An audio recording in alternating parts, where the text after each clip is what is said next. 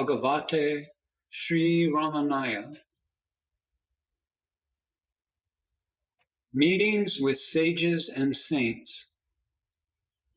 Lighthouses guiding seekers' journey within.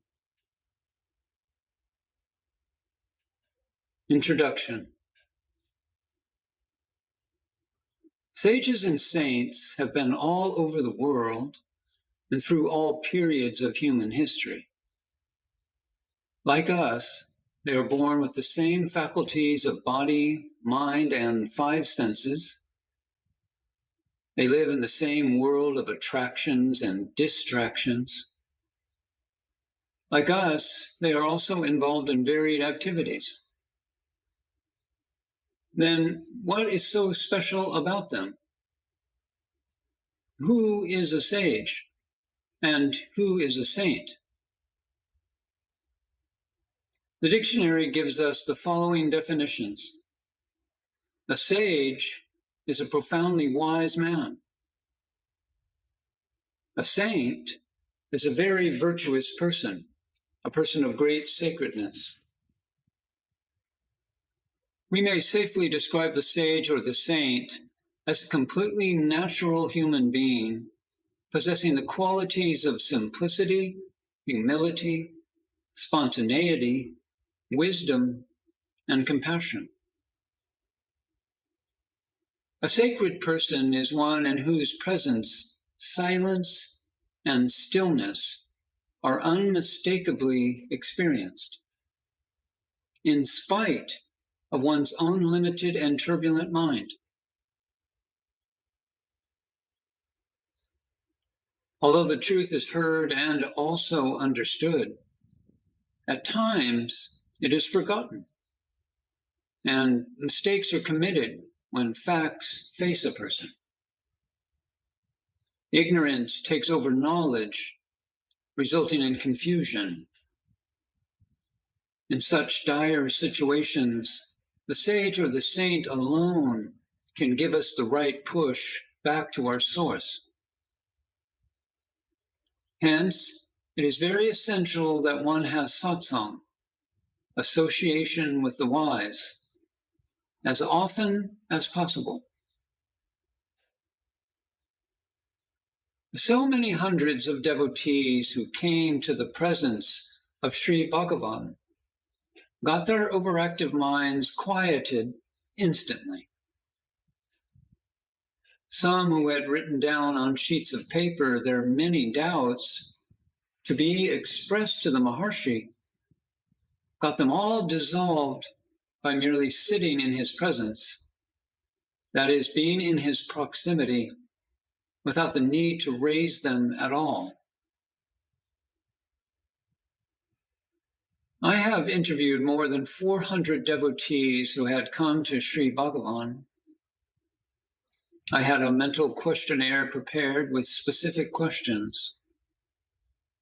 While their answers differed to all other questions, everyone's answer to my second question, which was, when Sri Bhagavan looked at you, how did you feel, was the same. They all said, I experienced a peace that I have never experienced before. Sri Bhagavan was often asked, how can we remain in that state of peace which we experience in your presence, even after we go away from Arunachala? His reply would be, inquire who feels the absence of peace. Turn inwards and seek the source. Then and there, the same peace is available to all as one's own inner silence. To the extent one turns within and experiences the quietude, to that extent, one is not distracted by the world.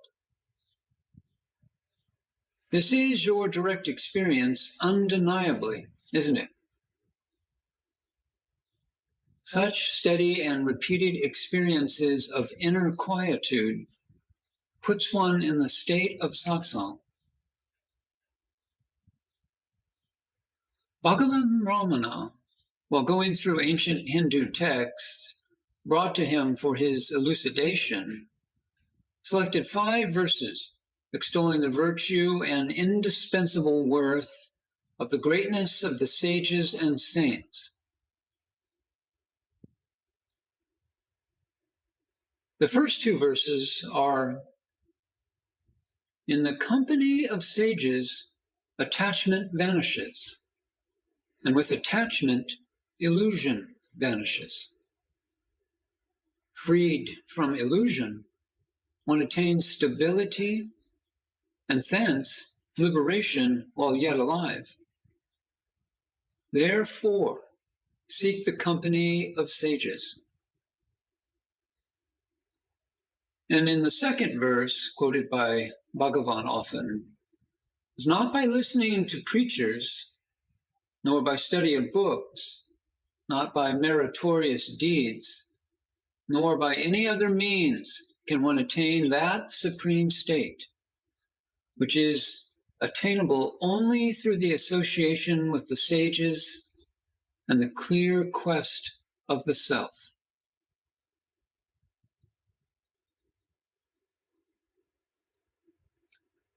Sri Bhagavan supported these statements by narrating the following story. Vittal, the name of Lord Krishna at the Pandharpur temple, found his devotee Namdev had not realized the supreme truth and wanted to teach him. The saints of the Maharashtra had gone on a pilgrimage in a group and had returned to Pandharpur. Gora Kumbar was one among them and invited them all to his residence and offered a feast. At the feast, Saint Yaneshwar, in collusion with Gora, told Gora publicly, "You are a potter, daily engaged in making pots and testing them to see which are properly baked and which are not. These pots before you are like the saints, the pots of Brahma. See which of these are sound and which are not."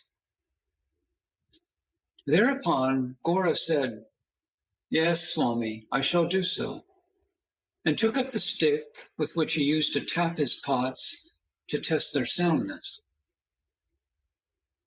And holding it aloft in his hand, he went to each of his guests and tapped each on the head as he usually did to his pots.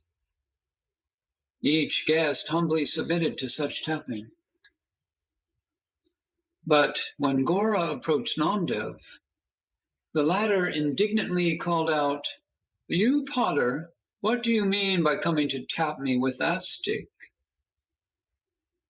Gora thereupon told Yaneshwar, "Swami, all the other pots have been properly baked. This one, Namdev, is not yet properly baked."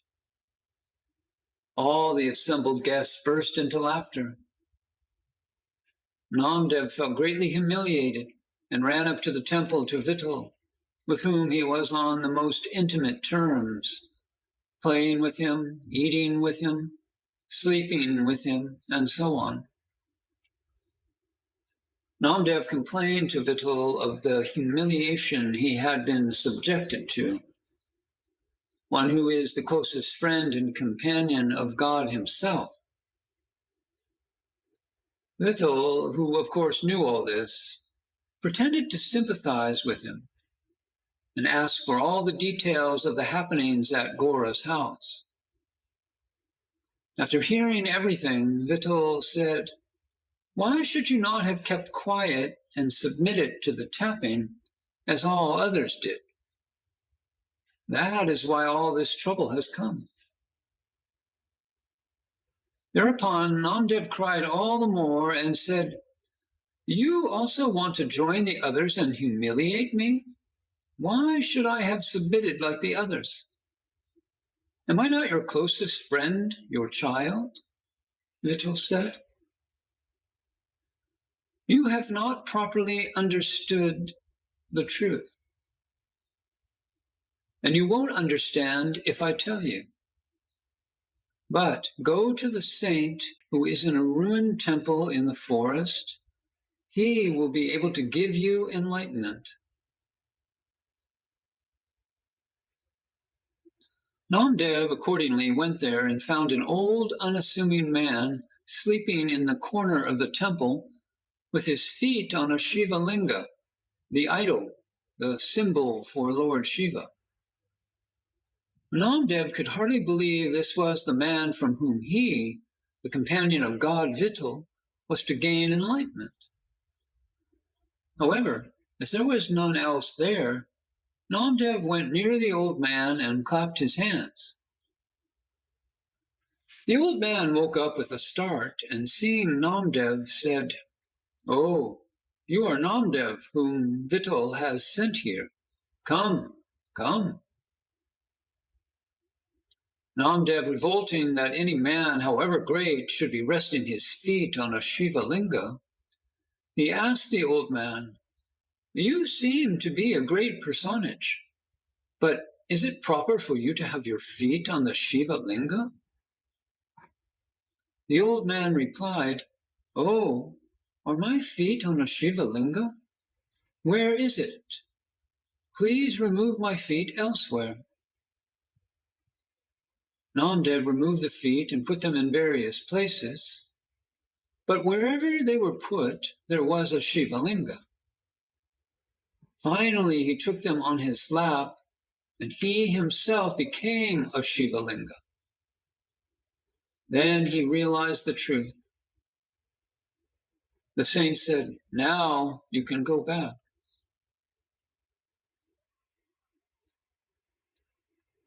Sri Bhagavan added after this story, "It is to be noted that only when he surrendered himself and touched the feet of his guru, enlightenment came." After his final enlightenment, Namdev returned to his house and for some days did not go to Vittal's temple, though it had been his habit to visit Vittal at the temple every day and spend most of his time with him.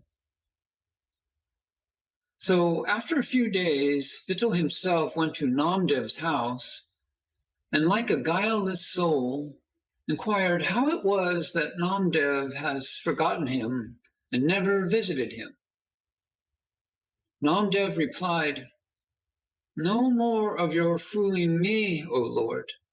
I know now. Where is the place you are not?" And Vittal said, "So you now understand the truth. That is why you had to be sent for this final lesson from a sage." Sri Bhagavan particularly picked up this story only to point out that even if one is a friend of God, one has to be enlightened in the satsang of a sage only. In verse 3, it says, "When one has learned to love the company of sages, where is the need for all these rules of disciplines? When a pleasant, cool southern breeze is blowing, what need is there for a hand fan?" Sri Bhagavan said, "When I was up the hill, along with her schoolmates of the same age, Chilama, the daughter of Echamal, used to come. Echamal was one of his early devotees. Sometimes they used to bring their dolls and perform the dolls' marriages. At other times, they used to bring rice and dal and things, and cook and eat, and give me also from their preparation. Echamal used to fast every now and then. Her daughter Chalama too started to fast with Echamal. But then Chalama was very young and used to suffer a lot in consequence. Pechamal sent food for me through her. One day, Chalama brought me food even though she was fasting that day. How could I eat when she was not taking any food? I told her that she should not indulge in such fast, being young, and somehow prevailed upon her to eat. The next day, while she was coming up the hill with food, she found a piece of paper. It appeared to contain some Sanskrit sloka, and so she brought it with her to show it to me. When I saw that, I found it contained this sloka. I said, "Look, it contains the same thing I told you about yesterday." She asked me what its meaning was, and so I translated it into a verse in Tamil and explained its meaning to her. Thereafter, she gave up her fast. She had great faith in me.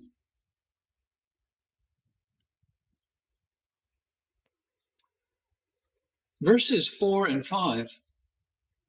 Heat is overcome by the cool light of the moon.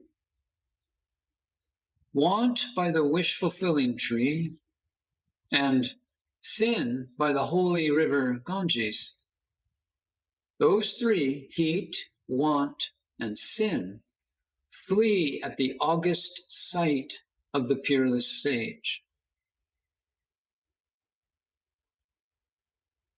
Holy rivers, which are only water, and idol of gods, which are made of stones and metals, are not as mighty as the sages are. For while they make one pure in the course of a long time, the sage's eyes, by a mere glance, purify at once. I again quote Sri Bhagavan, who once said, "One day I was going out from Skanda ashram. That day, Chalama had some bit of a newspaper in her hand and was learning by heart a song from the Yoga Vasista in praise of the benefits of satsanga. By the association with holy men, the imperfect will become perfect. Danger, good luck, and the inauspicious, auspicious. For those who have bathed in the Ganges of fellowship with such realized souls, penance, almsgiving, bathing in sacred rivers are all unnecessary. Seek therefore by all means the company of the wise, which is a boat to carry one across the ocean of birth and death."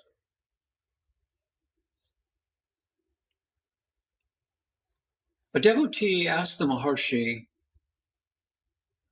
"My profession requires that I cannot remain in the vicinity of sages and saints. Can I have realization even in the absence of satsang?" Sri Bhagavan assured him, "Sat is eham pratyaya saram, which means the self of selves. The saint is that self of selves. He is immanent in all. Can anyone remain without the self? No. So no one is away from satsang." He also said, "The man is always the self, and yet he does not know it. He confounds it with the non-self, the body and the mind and such things. And this confusion is due to ignorance. If the ignorance be wiped out, the confusion will cease to exist, and the true knowledge will be unfolded. By remaining in contact with realized sages, the man gradually loses the ignorance until its removal is complete. The eternal self is thus revealed." Satsanga means sangha, association with Sat.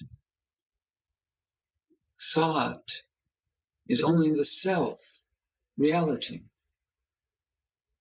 Since the self is not now understood to be Sat, the company of the sage who has thus understood is Sat. That is satsanga.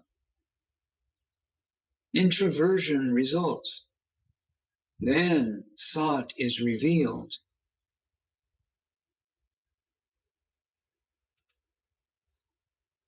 Just as even the strongest man, like Hercules, cannot lift the stool on which he is seated, we can never transcend the illusion, Maya, cast on us by our own mind, and get reestablished in the reality which is our true state of being.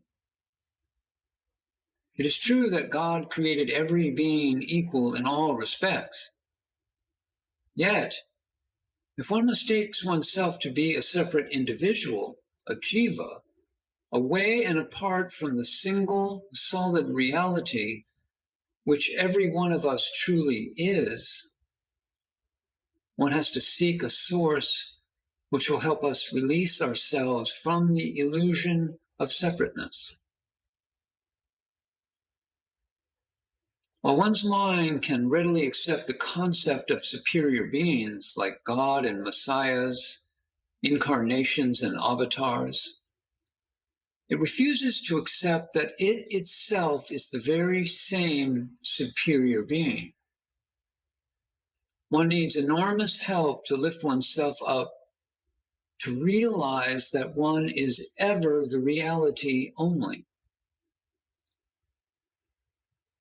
Sages and saints who have already trodden the path and transcended the limitations are the milestones, the lighthouses on the path of the aspirant's journey within. Therefore, seeking the sages and saints, being in their presence, and imbibing their spiritual instructions is the safest, surest, and quickest way. Truth is ever there, here, shining powerfully. And the spiritual aspirant is ever here, ignorant of the ever-existing truth. Bhagavan Ramana refers to truth as the higher power. The higher power is the common property of all. No exceptions, no partiality. Yet the ignorant aspirant feels the duality of there and here and does not realize that they are the same. This is the ignorance that should go, that should get wiped out.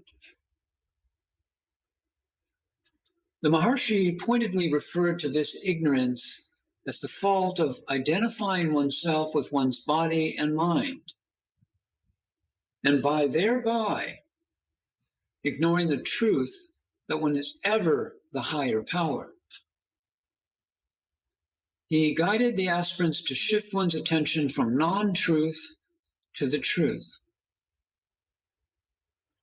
The act of shifting one's attention from non-real body and mind to the ever-existent reality of one's own pure being is generally termed as spiritual sadhana.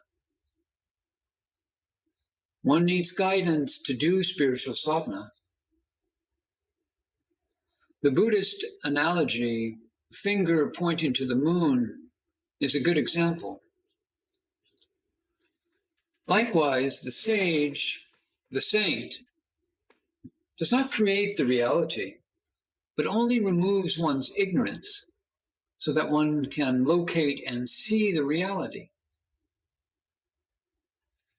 Unlike in the analogy where the wayfarer enables one to see the moon outside of oneself, the sage enables one to recognize the reality within oneself as one's own ever-existent truth.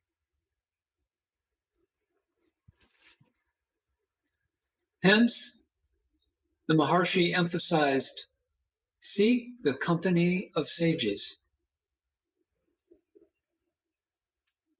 Having defined the true significance and the importance of spiritual sadhana and satsang, I feel it would be helpful if I shared with you as to how I was guided throughout my spiritual life.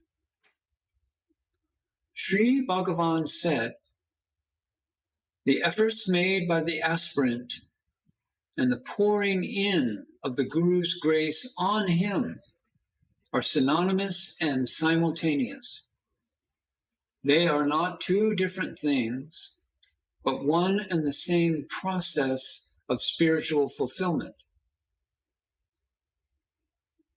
The importance of this sharing is to focus attention on and emphasize how the higher power guides a seeker. Please merge with the content of the spiritual stories. It will help you in your own spiritual sadhana. I had the good fortune of being brought up in Sri Ramanasramam by the old devotees of Sri Bhagavan who knew Sri Bhagavan as God. Until I was 14, I only saw Sri Bhagavan as my grand uncle and an extraordinarily compassionate old man. I obtained a degree in economics in 1956. For the next 2 years, up until 1958, I made a fervent effort to get a job and help support my father financially. To begin with, I stayed at the ashram and started helping my father with the ashram work. Then, neither did I have any inclination towards spiritual life, nor to stay on in the ashram on a permanent basis. But all my efforts to get employed outside failed. At that time, the professor of philosophy at the University of Madras, Dr. T.M.P. Mahadevan, used to often visit the ashram. I was drawn to him, his erudition, and his calm nature. And in 1958, he guided me to join the university for a master's course in philosophy, as it was also the same year that Sri Bhagavan's unique teaching of self-inquiry was being included in the syllabus. For the next 2 years, I studied in the University of Madras and obtained a master's degree in philosophy. I thus learned both Eastern and Western philosophy as academic subjects. While Dr. T.M.P. Mahadevan and other 3 professors taught Eastern philosophy, Western philosophy was taught exclusively by a genius, Dr. C.T.K. Chari. His elucidations on Berkeley, Hegel, Immanuel Kant, and Henri Bergson captivated my heart. When I once expressed to Dr. Chari my wonder and elation in listening to his exposition on the philosophy of Henri Bergson, he said,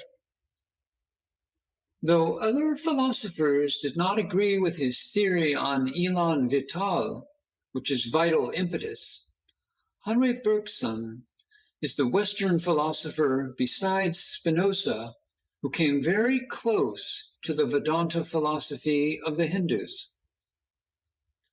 All the Western philosophies, in spite of their brilliant analysis, could at the most arrive only at karmam jadam, that is, that actions are insentient.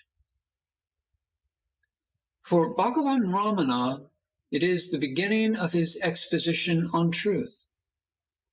The very first verse in his 30 verses of instruction commences with this statement.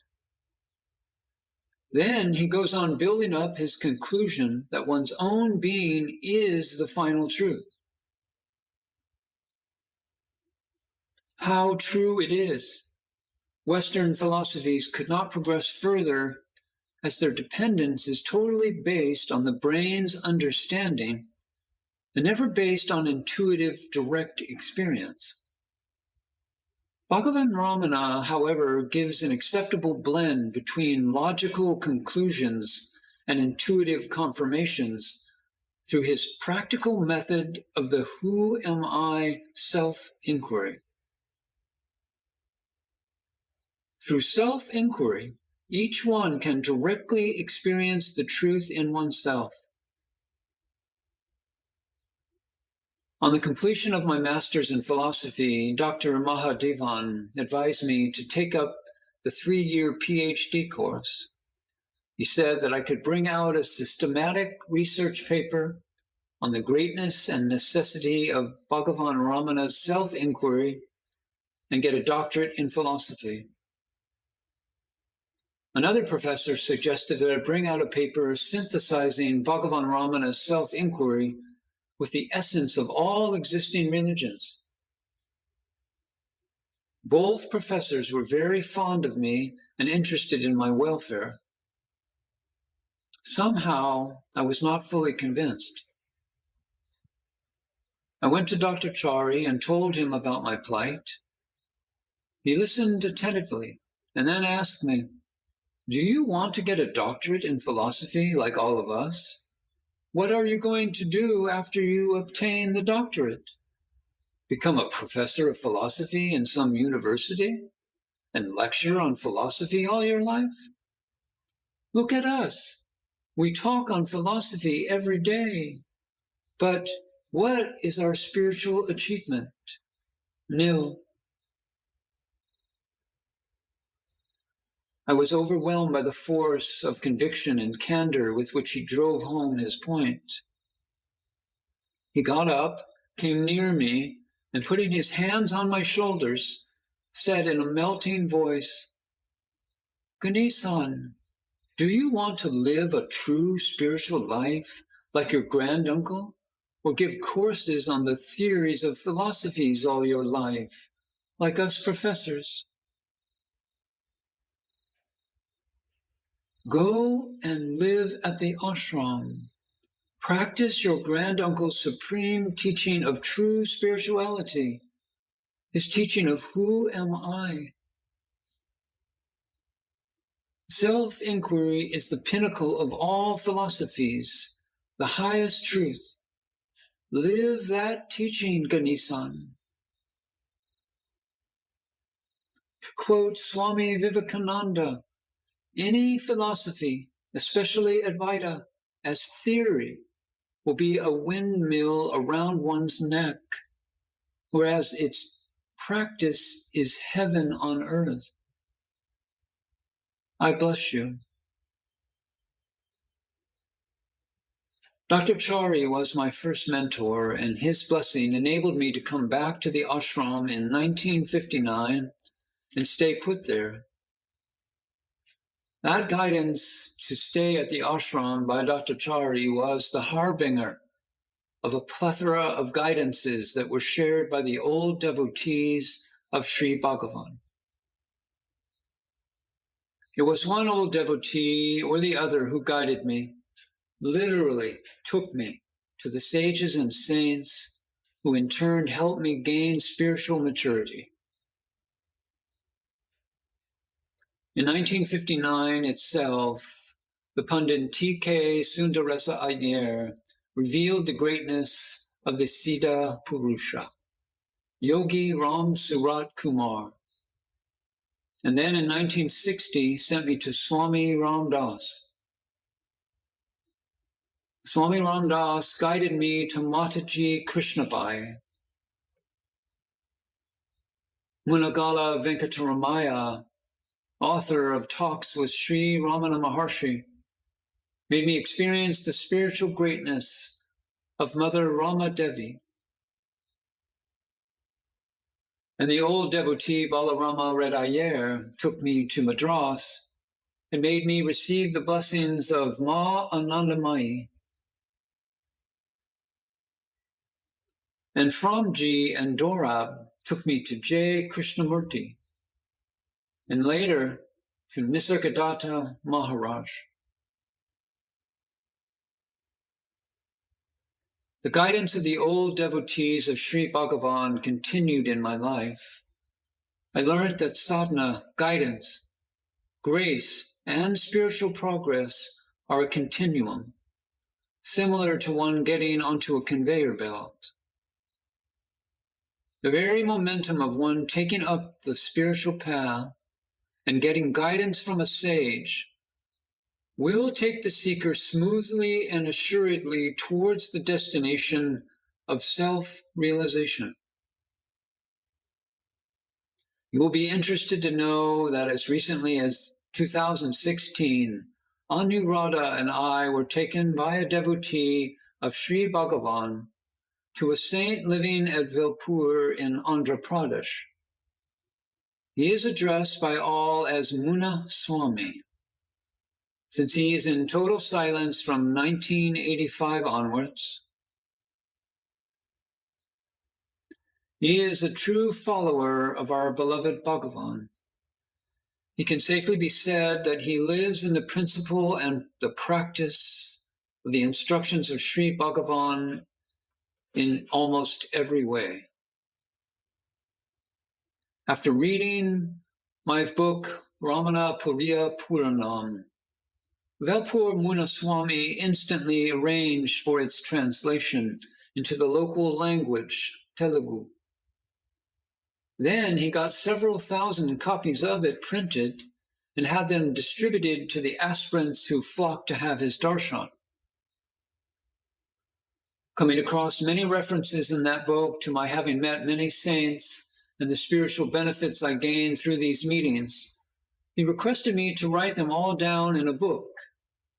He said that just as Ramana Periya Puranam had brought to light how the old devotees of Sri Bhagavan benefited from their close association with Sri Bhagavan, this second book, Meetings with Saints and Sages, this book would help spiritual aspirants to seek the company of sages and saints and thereby get benefited.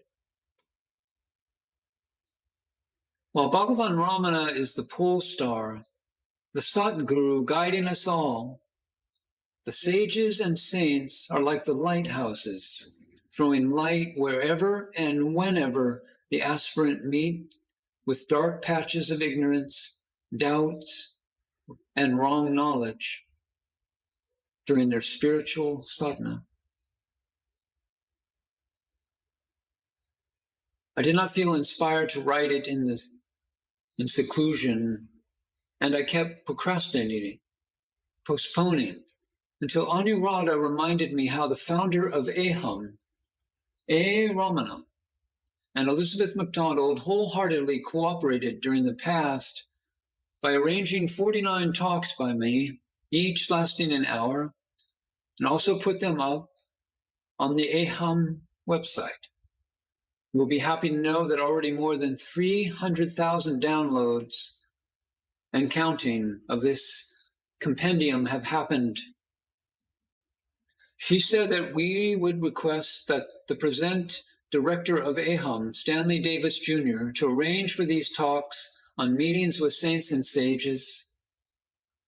He has extended a very hearty welcome for us both, and here we are with these. So I humbly request that you read this book, Meetings with Sages and Saints, with interest and attention, as it will benefit you tremendously in your spiritual sadhana.